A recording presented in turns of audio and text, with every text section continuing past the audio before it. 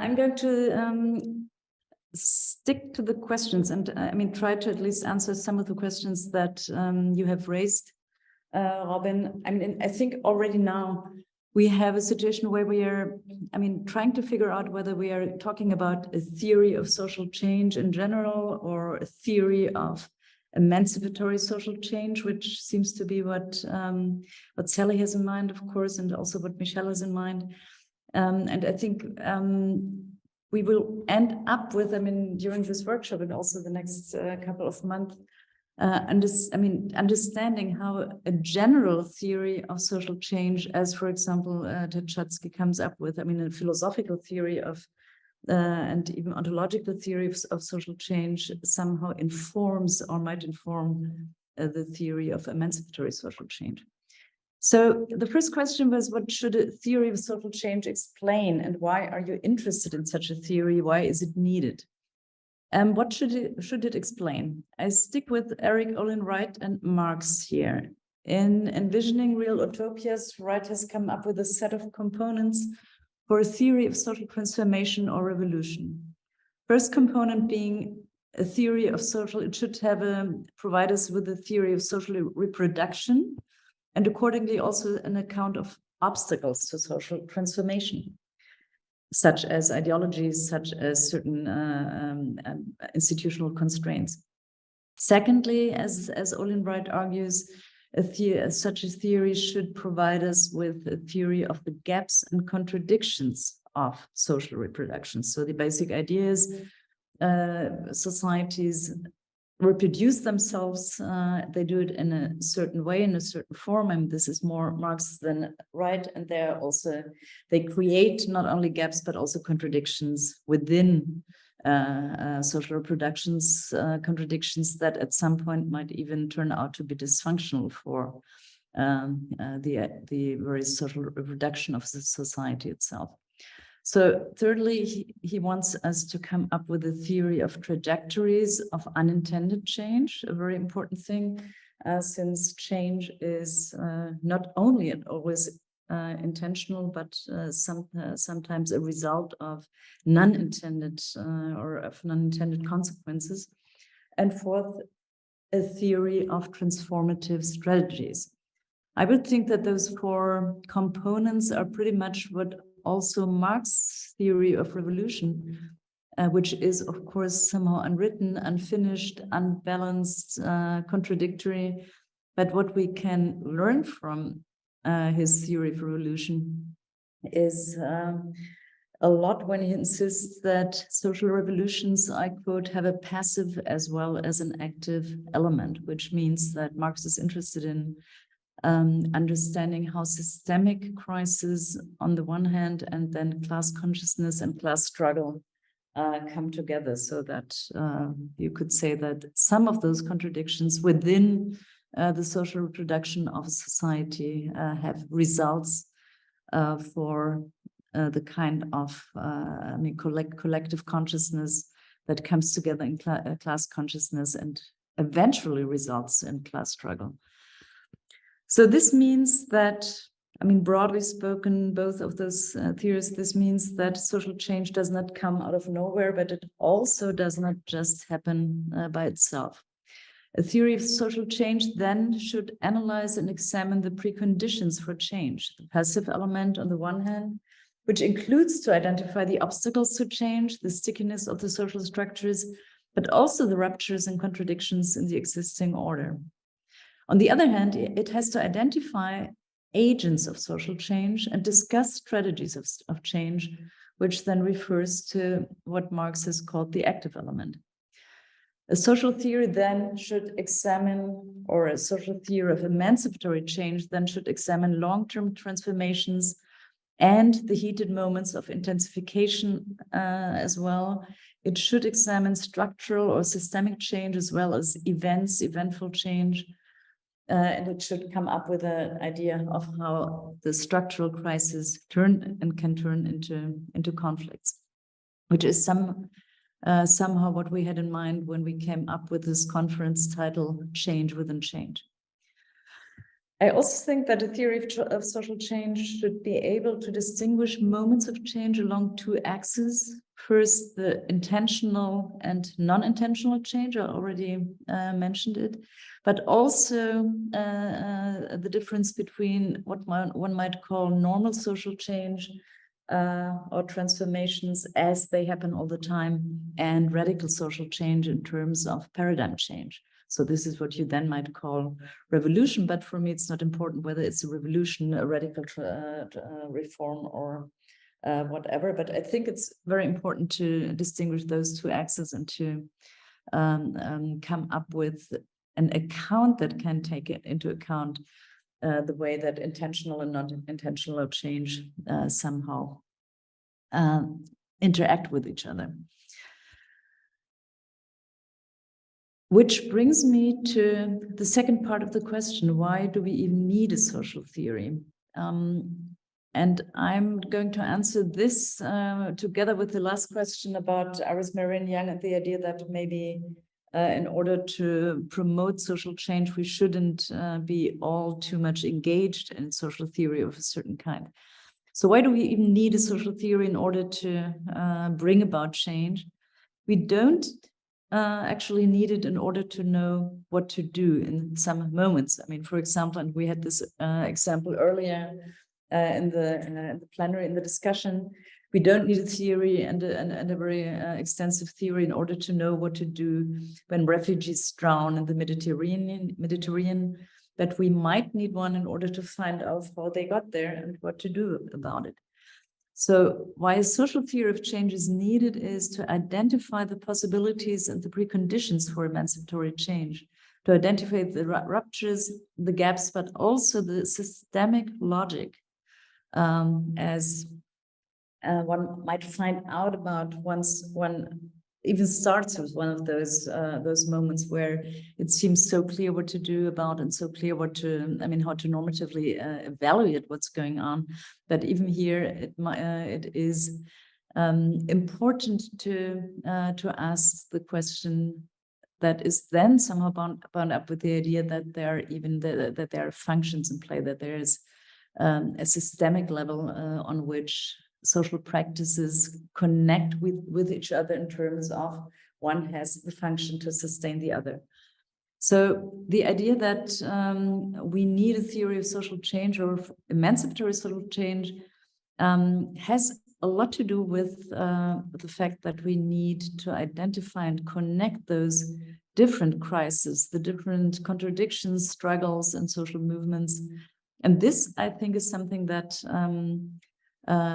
comes as a, I mean, as a need, as a necessity from the very social movements themselves. So answering the sixth question about whether we need a theory of social change at all, or whether we need a concept of the social whole, I think that Iris Marion Young, when she wrote her essay, had very good reasons to abolish a certain tendency within left-wing social movements and within critical theory.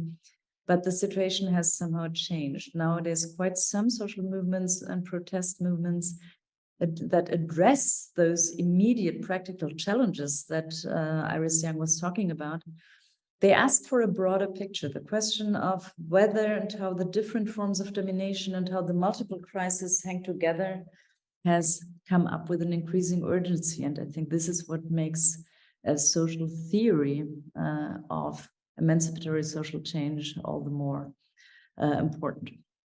So this question of the social whole, the question of totality, needs to be addressed, but it also needs to be reconstructed in a way that Karen Eng on the first panel called it a weak holism, or a weak, or let's say an idea of social totality that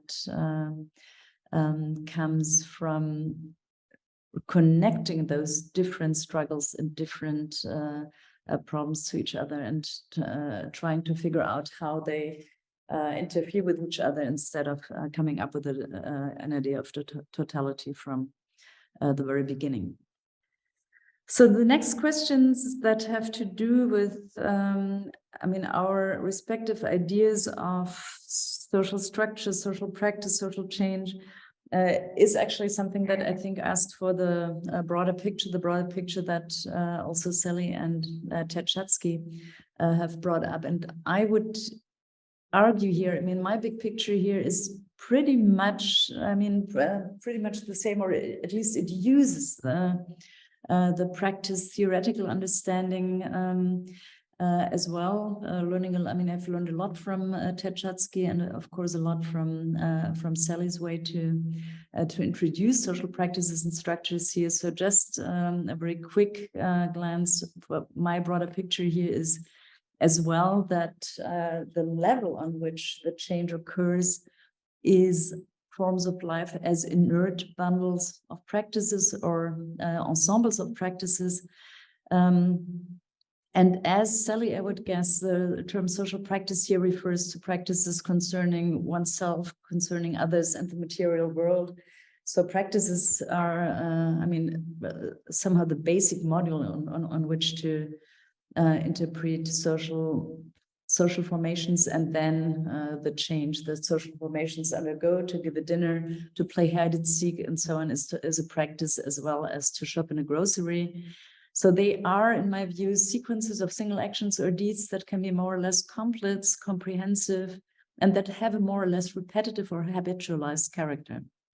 These practices are social, not in the sense that they necessarily concern interpersonal relations or the coordination of social relationships. Rather, they are social because they can only exist and be understood against the background of a socially constituted realm of meaning.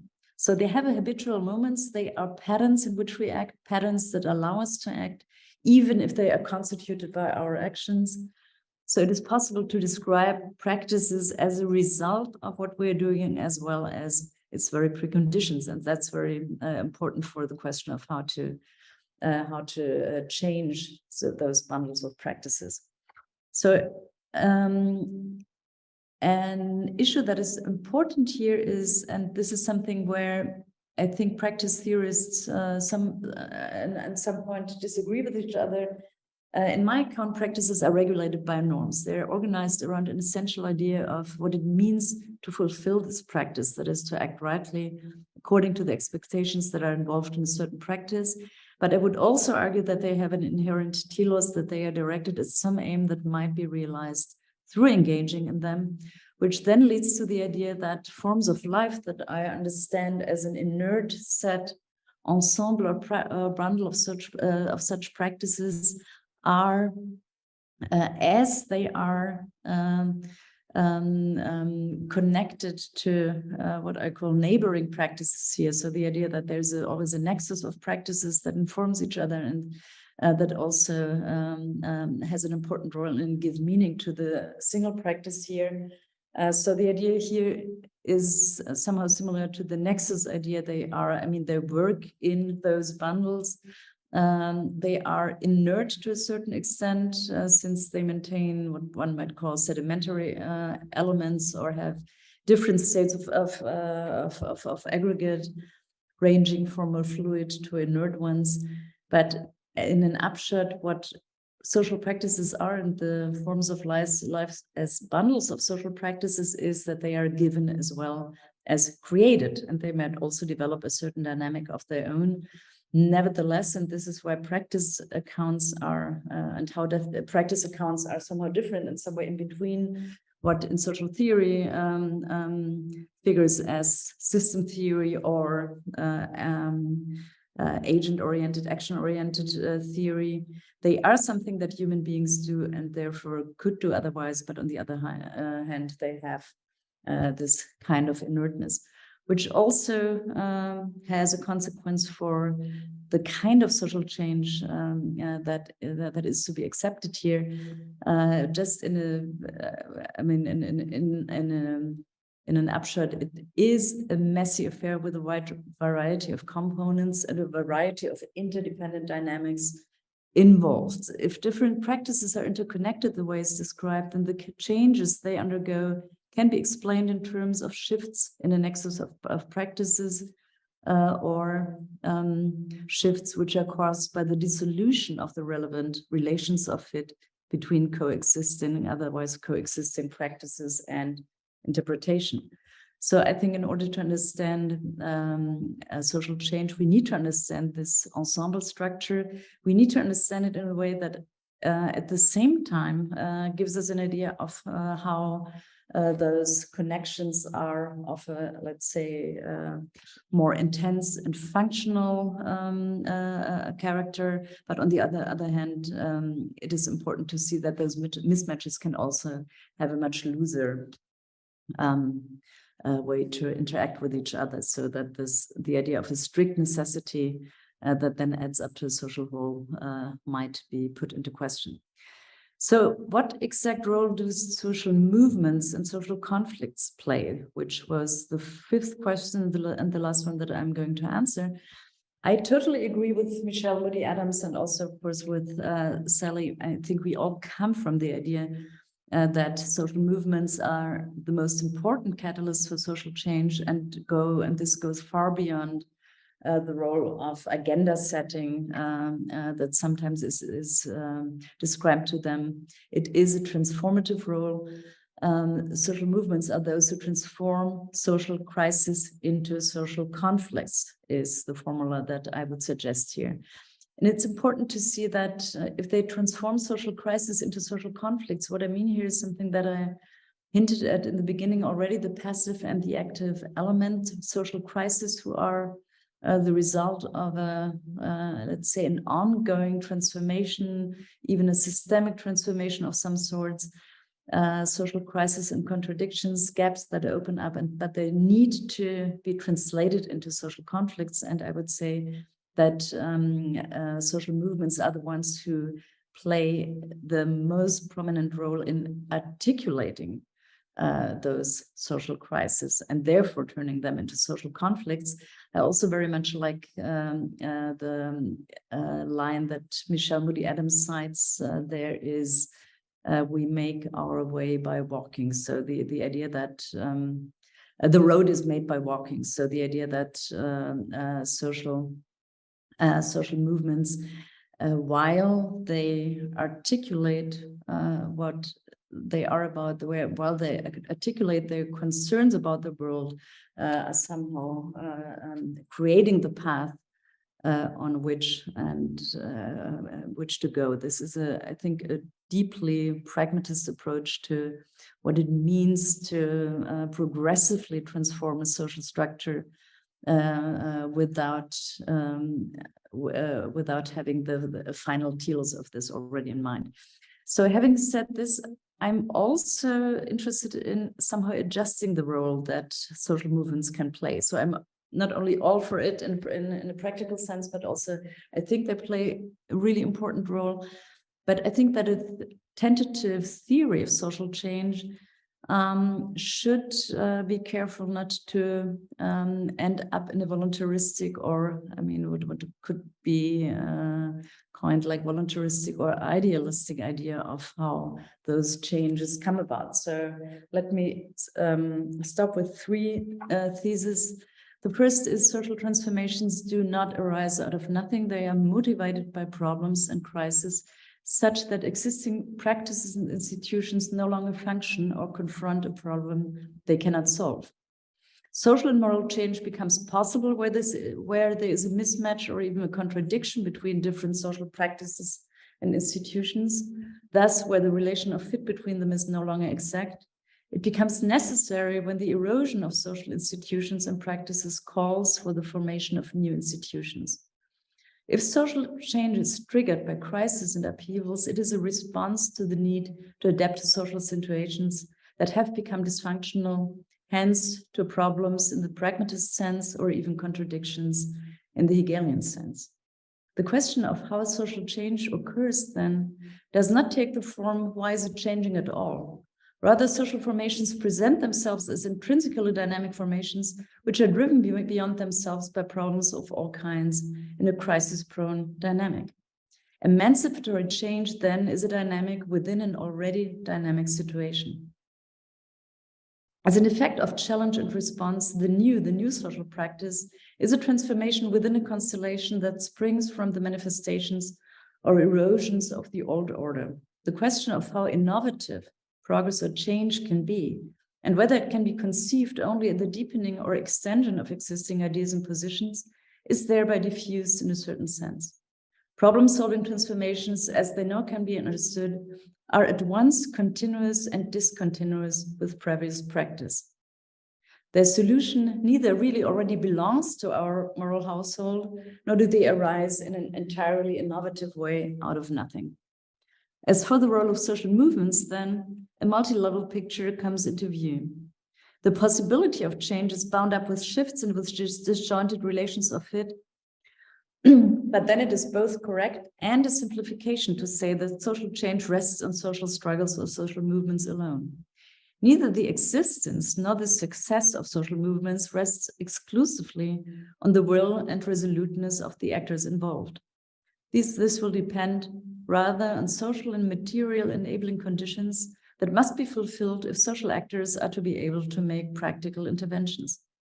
Against the voluntaristic interpretation, radical social change calls as much for a passive as for an active element, or to put it differently, social conflicts and struggles contribute to changing the aggregate state of possibly latent crisis or phenomena of erosion.